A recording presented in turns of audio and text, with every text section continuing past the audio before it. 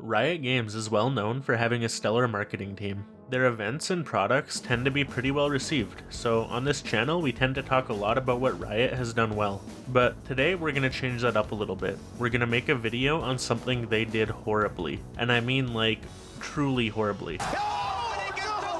Like one of Riot's worst marketing campaigns ever. And the dumpster fire that this strategy became doesn't just stop there.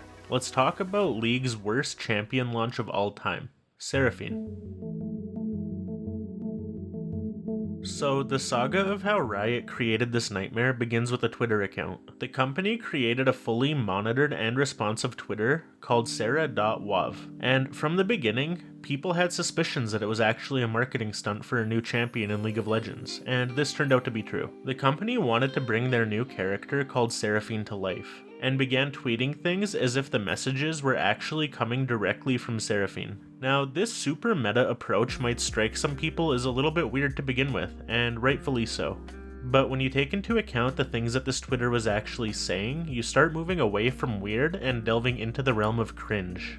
The idea that Riot had was to build an unprecedented level of connection, relatability, and most importantly realism between the character and the community. They tried to do this by playing around with parasocial relationships, treating the character as if she was a real internet personality with real thoughts and real needs, primarily using Twitter posts as their medium. Now, methods similar to this have worked before, albeit they are a little bit different. So there's this thing called ARGs, or alternate reality games, and they found massive success with immersing their audience with fabricated personalities that come with their own stories. And for many people, ARGs are generally a blast. They have puzzles, hints, drama, and they're full of intrigue when the story inevitably goes haywire, and you have to piece together clues from old content to figure out exactly what happened. Something's wrong. Seraphine is an ARG in her own right, but she's not an alternate reality game. She's an alternate reality girl. The end goal isn't to solve a puzzle or really interact with the community at all in a meaningful or fun way. The end goal is to sell the champion and sell the skin. The character will never really do anything controversial in any way. The character will never have her story primarily told through the account, and instead it's just this dead fish in the water curating this Twitter of what at the end of the day amounts to a completely inane and boring made-up person. But I digress. Even though it was both weird and boring to be paying someone to run this fake Twitter account, I give Riot props for trying something new, and trying something that in their minds, at the time, was meant to be positive messaging. I gave them props, at least until October 10th.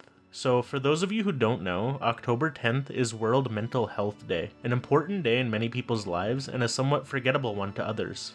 But Riot Games is a corporation. They need to account for the fact that much of their audience has issues. They need to understand that Seraphine isn't actually real, and that a lot of people's lives are made difficult by mental illness. And they also need to understand that as a corporation, they are beholden to their customers and their community's values. When the Seraphine account started tweeting things like, "I can't find the confidence I need," and "maybe I need to be the one to ask for help, can you give me some encouraging words?" people got understandably upset. Even if the intention was to bring awareness to behind-the-scenes struggles of people, the entire stunt came across as the company taking advantage of real-world mental health issues to push their product.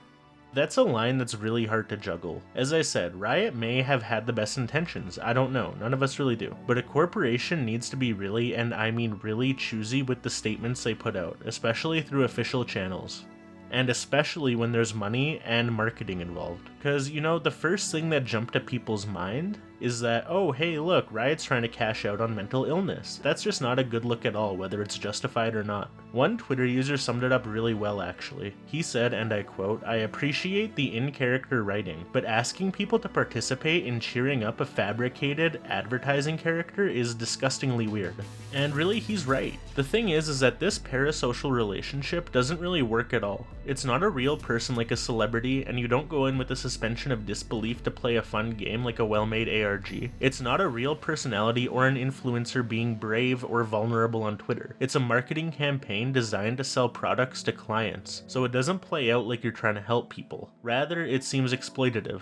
Riot did end up backtracking on this branding policy, and they stepped away from the mental health issues with Seraphine's Twitter, but the controversy did stick for quite some while. But this Twitter isn't the only issue with Seraphine or her launch.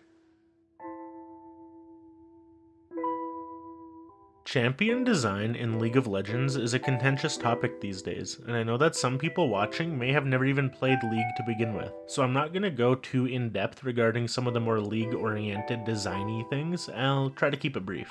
There's a really old League of Legends champion named Sona. She was released all the way back in 2010. The entire concept of the character was abilities themed around music. She had an ability that is colored blue that does a little bit of damage, an ability that is colored green and it heals you, an ability that is purple and it speeds people up, and then a yellow ultimate ability that does a stun in a big rectangular box. In addition, all of these abilities empower her auto attacks in various ways. So, Seraphine came out, and she has a blue ability that does damage, a green ability that heals, another blue ability that stuns in a big rectangular box, and an ultimate that also stuns in a big rectangular box. In addition, all of Seraphine's abilities empower her auto attacks. Here's a little chart that I found showing the champions' respective kits. So as you can see here, they're basically the same champion. Seraphine is Sona 2.0. It's absolutely, unequivocally rehashed content, which also falls into the umbrella of what the community is unhappy about. The idea that this company seemingly spent so much more time on a strange marketing campaign that ultimately failed in a really controversial way, as opposed to spending more time on making a good character, just doesn't sit right with a lot of people, including me. She also completely failed to meet her design goals. Seraphine was meant to be a mid-lane mage, but they threw a bunch of random stuff in her kit that incentivizes you to have as many people near you as possible, and then they wondered why she got forced into being a support once she was tuned down a little bit. I mean, who could have seen that one coming? But fundamentally, the biggest issue I personally have with Seraphine's marketing stunt and her gameplay is it's boring. The entirety of her launch and her character are just boring. Role-playing with a marketing stunt on Twitter isn't fun to me, and neither is getting into a game with a champion that just kinda throws big blue balls at you from across the screen, and then shields and heals her entire team for their whole health bar, and then auto-attacks you from off your screen. It's just the stuff of my nightmares in League. It's completely uninteractive, boring, and lame all around. And if you think that her Twitter campaign and her gameplay are bad, don't even get me started on her art and her lore. But that's exactly what I'm going to do, is get started on her art and then into her lore. So art is a really important part of a character in any game, really. I mean, unless you're playing something like RimWorld, I guess, where you make your own story. Anyways, having a character that you can really connect to and see yourself in, or an embodiment of things that you respect, is really important to falling in love with a character. Geralt of Rivia from The Witcher is absolutely loved. I mean, he's this gritty, strong silent type that people can respect and wish to be like. The edgy anime characters like Zed and Yasuo from League, who are two of the most popular characters by the way, are another example of this. A lot of people really just want to feel like a badass, I guess. This isn't a necessary design element. Sometimes cuter champions like Nunu can also be loved, or even champions that have an interesting enough gameplay to make up for boring visual design. They really can have the legs to get a lot of people to fall in love with them. The problem with Seraphine is she didn't tick a single box. As I said previously, she had a forgettable launch with boring anti-fun gameplay and now boring art.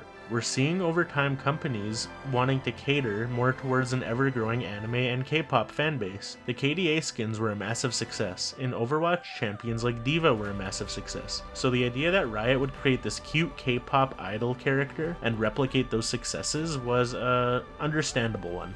But what came out of it was something that looked like a bad take on a popular aesthetic. She just looks more like a basic cosplayer than a massive celebrity, and the entire vibe just doesn't fit what I think about when I think of League's universe. Also, for whatever reason, she's just Belle Delphine. She really does just look like some basic character from a forgettable mobile game I can't remember the name of. And that's when some fan art popped up, and a lot of it was really cool, honestly, a lot more cool than what Riot landed on, even the ones that just do basic paintovers. I think that the community really hit the ball on a lot of their art they made for Seraphine, and tons of people agree. I mean, just quickly Google Seraphine art Reddit. I found this huge list of posts talking about how boring her design is, how the KDA skin was just a cash grab, and to be fair to that point, for an expensive skin, KDA Seraphine does suck pretty hard. I mean, really, she just feels more like a product than a character. All characters are products at the end of the day, but I would argue that most from League of Legends at least feel like they have some soul to them. Seraphine feels like she was just a product created to generate money, and she was the most material feeling game character that ever came out of Riot's lab. Now, I'm a big lore nerd. I love story worlds and I love watching them get built from nothing. I love well-crafted stories that make the universe feel truly alive. And the first thing I wanted to do was jump back a second to KDA Seraphine. Put simply, the KDA skin just has more lore than the actual character. I mean, the main timeline Seraphine's story could be summed up as simply as she is a singer that uses genocide crystals to sing better.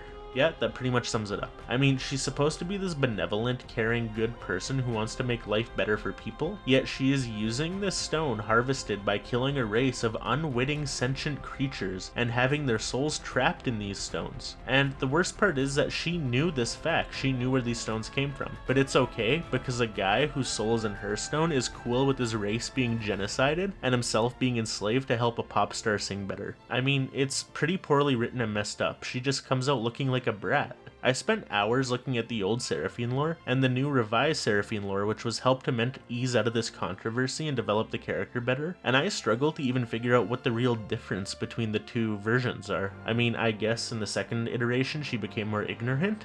I don't know, at the end of the day, after spending a couple hours reading this garbage that is Seraphine's lore and trying to find all these differences, I just found myself completely bored and wanting to be done with it, so we'll leave it at that.